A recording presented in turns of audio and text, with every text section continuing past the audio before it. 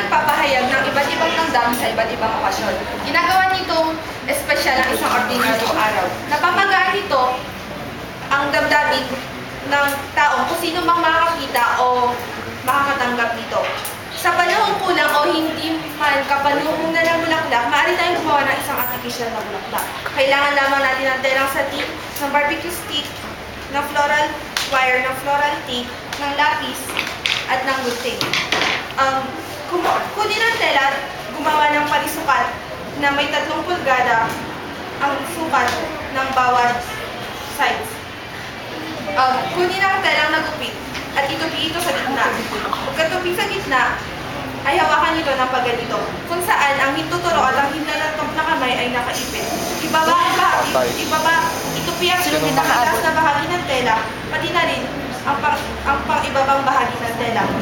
Namukusin ang ibabang bahagi na magiging ganito. Ilagay ang stick sa gitna at itali ito ng floral wire.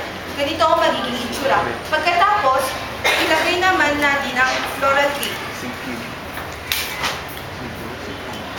Balutin lamang ito ng mabilisan. Pagkatapos ay tapos na ang ating bulaklak. Upang makagawa ng isang kumpol ng bulaklak, gumawa lamang ng marami katulad nito.